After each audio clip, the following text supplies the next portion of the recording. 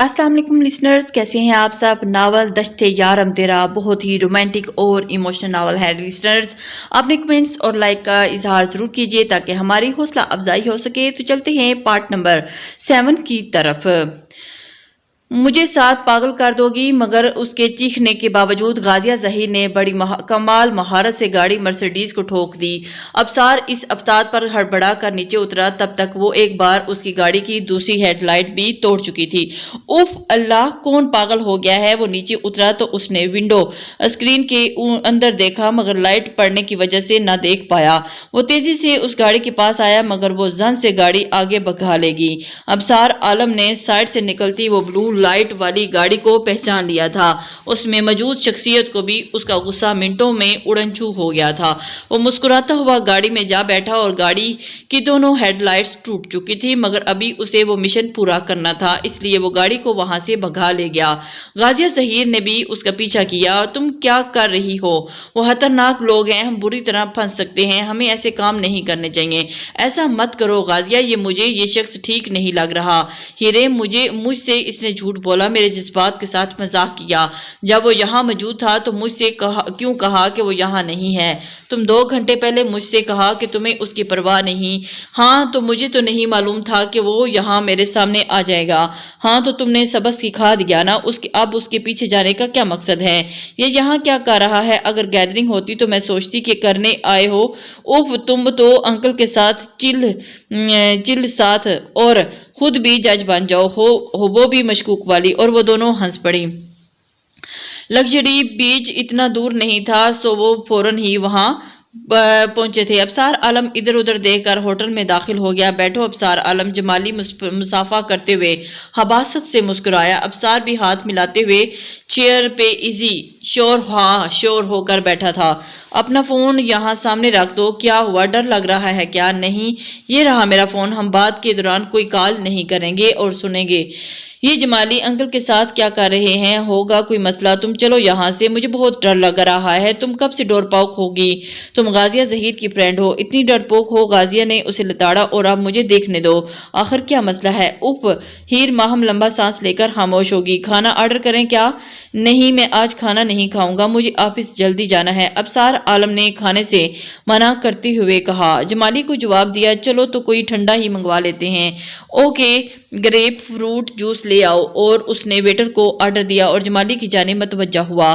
ہاں تو پھر کیا سوچا تم نے؟ جمالی کے ماتھے پہ ننے ننے پسینے کے قطرے ابھرے۔ تمہیں شرط بتانے کا وقت آ گیا ہے ابصار عالم، وہ بچے جو تمہارے زیر نگرانی ہیں وہ تمہاری ملکیت تو نہیں ہیں، پھر ان پر خرچ کر رہے ہو، تمہیں بھی تو کچھ وصول ہونا چاہیے۔ مشورہ دینے کا شکریہ جمالی، بات بتاؤ کیا کہنا چاہتے ہو؟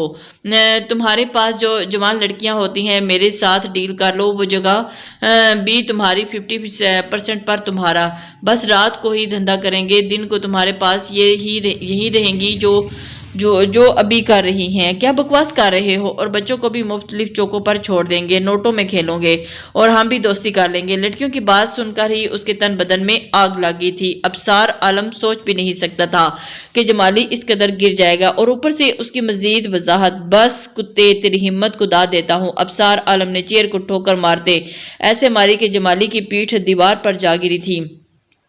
سیکیورٹی مینجمنٹ نے وارن کیا، کوئی آنی جگہ سے نہیں ہلے گا، اور ابصار دونوں ہاتھوں میں پسٹل تھاما اور اندر سے کوئی باہر نہ جانے پائے اور باہر سے کوئی اندر نہ ہو سنا تو سب ویٹرز پہ چیخا تھا، اپنی بہن بیٹی کا سودا کرتا ہے۔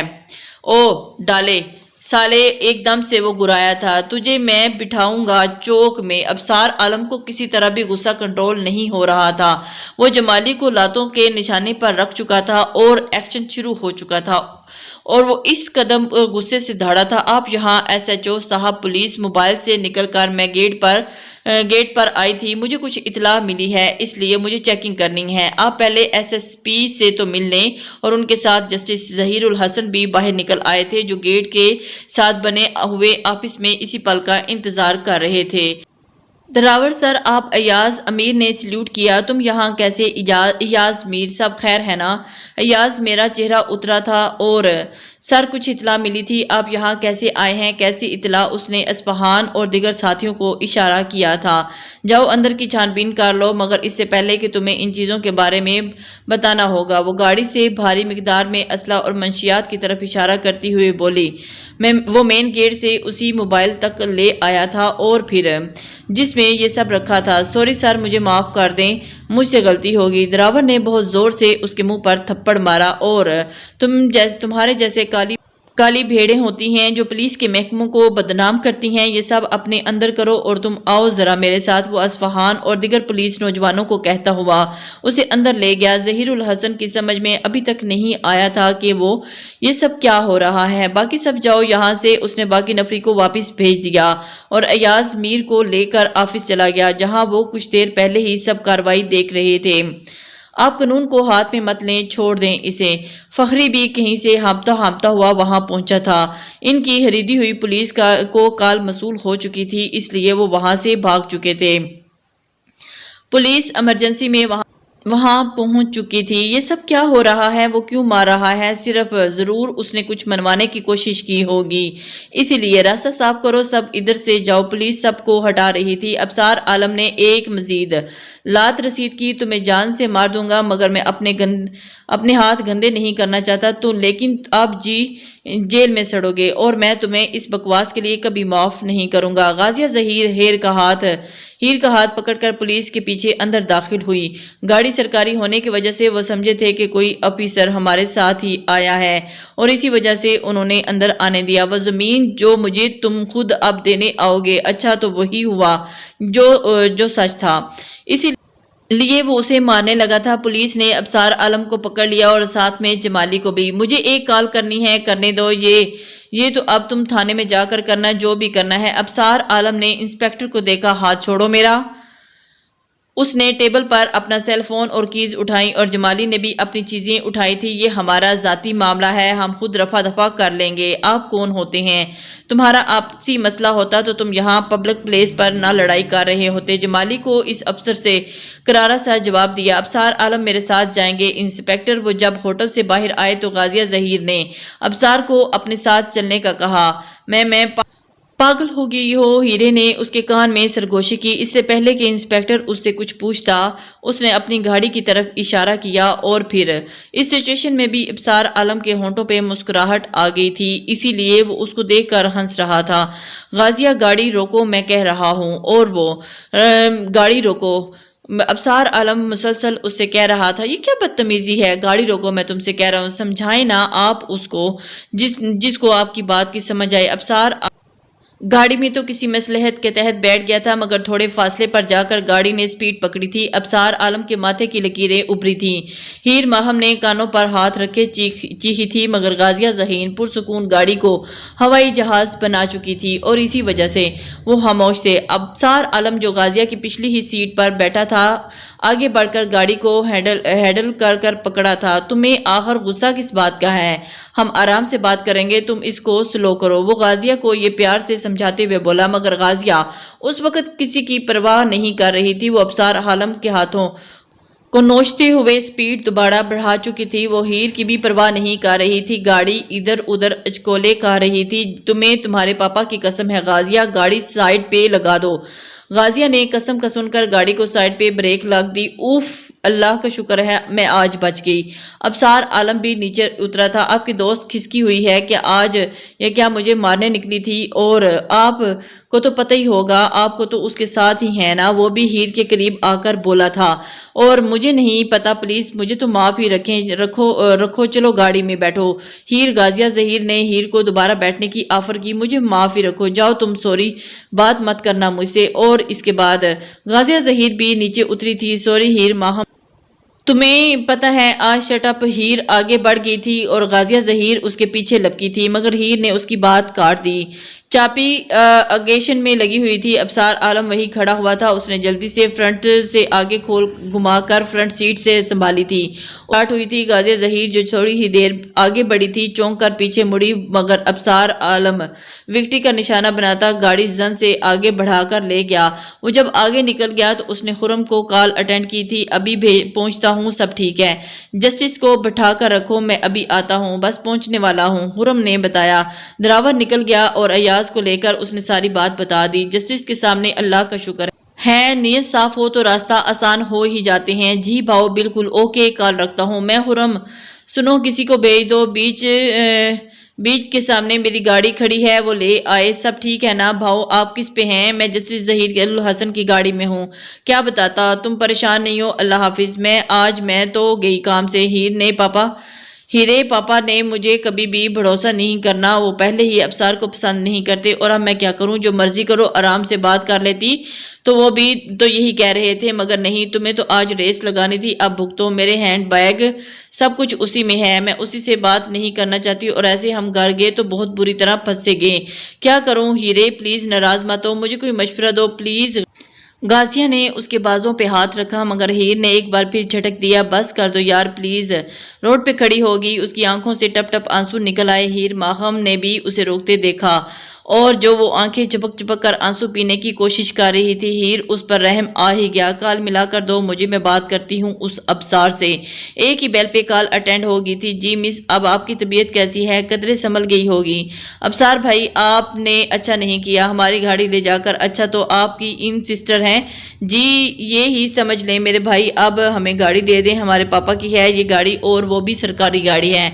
आपकी सिस्टर मुझसे बात क्यों नहीं कर रही? मेरी बात करवाओ उनसे, मैं वो बात नहीं। ओके, फिर भी मैं गाड़ी नहीं दे रहा। गाजिया कर लो बात, अगर गाड़ी वापस लेना है तो मैं बता दूंगी पापा को सच सच। तुम चलो हम टैक्सी में चलते हैं, मैं पुलिस में भी जा सकती हूँ। गाजिया ने ज़रा पास आकर ज़ोर से अबसार आलम को सुनाते हुए बोला। हा हा हा, वो कहकर लगाकर कॉल बंद कर गया था। गाजिया जहीर गुस्से से आग बगोला घर रवाना हुई थी, ये जाने बगैर कि एक और मुसीबत उसके सर पर सवार होकर आ चुकी है, और उसे समझ में नहीं आ रहा था।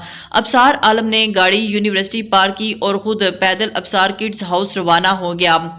यूनिवर्सिटी किड हाउस के पास ही करीब ही रोड पार थी, और मुझे गुस्सा क्यों नहीं आता इस लड़की पे। आज उसने ये अपने दाएं सीने पे हाथ रखकर उंगल किया था जहां वो डर कर आन छुपी थी। वो मुसलसल उसी को सोचता हुआ किड हाउस तक पहुंचा था। आइए आइए अबसार आलम, आप ही का वेट कर रहे थे, हम सब ठीक हैं ना? जस्टिस जहीर उल हसन अबसार आलम को गले मिलते हुए लग्जरी होटल के मुतालिक पूछा।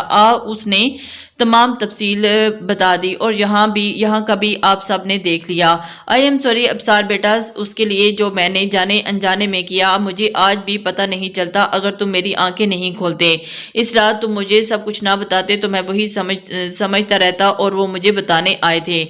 आज सब कुछ जानबूझकर अफसोस हो रहा है, और मेरे क्लास फेलोज और दोस्त हैं, अल्लाह का शुक्र है सब ठीक है। इसे पुलिस लेगी, मगर मुझे अभी वहां थाने जाना होगा। यहाँ सब वीडियोस बनी है ना, सब रेडी है, वहां के सब प्रूफ रेडी हैं। अभी इन सब की ज़रूरत अदालत में पड़ेगी। जस्टिस के मोबाइल की बेल बजी थी। मैं अब निकलता हूँ, मगर तुम सब और भी चौकन्ने रहना। जख्मी शेर ज़्यादा खतरनाक होता है, ये लोग आपको भी नुकसान पहुँचा सकते हैं। जस्टिस ख्याल रखिएगा आप अपना, और ये लोग नुकसान पहुँचा सकते हैं। अल्लाह मालिक है, चलो हम निकलते हैं, खुदा हाफिज। वो कहते साथ ही बाहर निकल गया, और फिर अस्फहान भी उनके साथ ही गया था। टाइगर कहाँ है? कुछ खास काम है? जब पता चला तो वो पूछ क्यों रहे हो? टाइगर बहुत खास काम के लिए रखा हुआ था। जो अबसार आलम को पर्सनल काम लेना होता वो उसी ही से भेजते, और उसी सब का हिस्सा नहीं लगता। वो आज उसे गाड़ी छोड़ने जाना था जस्टिस के बंगले पे, इसीलिए वो उसे काम बताता बाहर निकल गया। और खुरम, जकी, जीशान और शान आज भी उसके साथ थे। वो ड्राइवर के पास गए थे, और फिर उन्होंने उसकी FIR कटवाई थी, और अपने इदारे की सिक्योरिटी भी बढ़ा दी थी। वो थक कर हार कर जब घर लौटे तो तभी बहुत रात बीत चुकी थी। अबसार आलम जैसे ही अपने रूम में बेड पे लेटा तो उसकी आंखों के सामने वो गुस्से से भरा चेहरा छम सा आसमान आया, और फिर गुस्से की समझ तो आ गई थी लड़की, मगर आज जो कुछ नजर आया वो नज़रअंदाज करना आसान नहीं। मेरी गाड़ी को हिट करती वो गुस्से में ज़रूर थी, मगर उसकी आंखों की वो रोशनी वो अभी तक नहीं भूल पाया। वो खुशी जो उसे मुझे देखकर हुई थी वो क्या था? آج جو اس نے دیکھا وہ کیا سوچے گی، اور کیا آج وہ مجھے غلط سمجھے گی، کیا سوچ رہی ہوگی وہ میرے بارے میں۔ چلو دیکھتے ہیں اس کا نیکسٹ ری ایکشن بھی۔ مگر میں اتنا آسان کے بارے میں کیوں سوچ رہا ہوں؟ وہ بار بار یہی سوچتے ہوئے کب نیند کی آغوش میں جا چکا تھا، اسے خبر ہی نہ ہو سکی۔ آپ دونوں تو اپنی گاڑی پہ گئی تھی، پھر ٹیکسی والے کو کرایہ کیوں دینا ہے؟ غازیہ ظہیر نے انٹر ہوتے ہی ماں سے پیسے مانگے تھے، وہ ماما پاپا کی گاڑی خراب ہو گئی تھی، اسی لیے ہم واپسی ٹیکسی میں آ گئے، اور اس نے ماما سے نظریں چراتے ہوئے بات بدلی۔ یہ لو دے دو جا کے، گن مین کو پیسے دے گا ٹیکسی والے کو۔ جی ماما میں ابھی آتی ہوں۔ ہیر کو اشارہ کرتی ہوئی وہ باہر نکل گئی، اشارہ اس کی اڑتی ہوئی رنگت کے لیے تھا۔ اور کیا ہوا بیٹا ہیر، تمہاری طبیعت تو ٹھیک ہے؟ تم اتنی زرد پیلی کیوں ہو رہی ہو؟ کچھ نہیں آنٹی، بس تھوڑی طبیعت خراب ہے، کھانا بھی نہیں کھایا ماما اسی وجہ سے، اور وہ وامٹنگ شروع ہو گئی تھی۔ اچھا تو صبح سے بھوکی ہو، کھانا بھی نہیں کھایا؟ ماں تھی تو ان کے لیے فکر ہونا تھا۔ اور اچھا میں کھانا لگاتی ہوں، تم ہاتھ منہ دھو لو۔ وہ کھانا نکالنے لگی تو غازیہ روم میں فریش ہونے چلی گئی تھی، اور اسی طرح ہیر اس کی طرف دیکھنے لگی۔ ویسے غازیہ مجھے تم پہ بہت غصہ ہے، مگر ایک بات ہے، یہ ابصار عالم ہے بہت ڈیسنٹ پرسنالٹی کا مالک، لیکن آج وہ مجھے زہر سے زیادہ خطرناک لگا۔ غازیہ نے اسے ٹوکتے ہوئے بولا۔ غازیہ مجھے تمہاری سمجھ بالکل نہیں آتی، جب تم نے آج تہیہ کر ہی لیا تھا، خود کو کسی مصیبت میں ڈالنے کی کیا ضرورت تھی؟ میری پیاری دوست ہیرے، وہ شخص جب میرے سامنے آ جاتا ہے نا تو میں سب کچھ بھول جاتی ہوں، مجھے خود کچھ سمجھ میں نہیں آتا، لیکن اب میں اسے چھوڑوں گی نہیں۔ میں بچپن سے جمالی انکل کو جانتی ہوں، وہ بہت خطرناک ہیں، وہ بہت عرصے سے اچھے دوست ہیں، مگر پھر ابصار عالم کیوں آج ان پہ پسٹل تان کر کھڑا تھا؟ آج مجھے ایسے دیکھ کر وہ ایک گنڈا ہی لگا تھا، اور اب شاید وہ جذبات نہیں رہے میرے دل میں۔ اب چلو باتیں تو ہوتی رہیں گی، کھانا کھاتے ہیں۔ ہاں مجھے بھی گھر جانا ہے، ماما ویٹ کر رہی ہوں گی، ہیر نے غازیہ ظہیر سے کہا، اور نیچے آ گئی۔ وہ کھانا ختم کر کے اٹھی تھی دونوں جب غازیہ ظہیر کے گھر پہ کال آئی تھی۔ ماما میں دیکھتی ہوں۔ وہ نیپکن سے ہاتھ صاف کرتی ہوئی فون اسٹینڈ تک آئی تھی۔ جسٹس ظہیر الحسن پہ کسی نے اندھا دھند فائرنگ کر دی ہے۔ غازیہ کے ہاتھ سے ریسیور پھسلا تھا، اور یہ فائرنگ ابصار عالم اور اس کے ساتھیوں نے کی ہے۔ میں نے ان کو اپنی آنکھوں سے دیکھا ہے، ان کے کڈز ہاؤس سے نکلتے دیکھا ہے، اور یہ ساری باتیں وہ کا آنکھیں انہیں سول ہاسپٹل لے گئے ہیں۔ میں کچھ کہہ نہیں سکتا، آپ کون ہیں؟ غازیہ نے ان سے پوچھا، اور وہ میں اس واقعے کا چشمدید گواہ ہوں۔ اور کیا ہوا غازیہ؟ سب ٹھیک ہے ماما رو دیا، اور پاپا کو ابصار عالم نے جان لے لی میرے پاپا کی۔ وہ پاگلوں کی طرح چیخ رہی تھی، میرے پاپا، میری ماما پاس ہوٹل میں وہ تھوک نکل کر آنسو پیچھے دھکیلتے ہوئے بمشکل بولی تھی۔ ہیر ماہم کو بھی جیسا سکتا ہو گیا، مگر اس کے سیل پہ مسلسل کال آ رہی تھی۔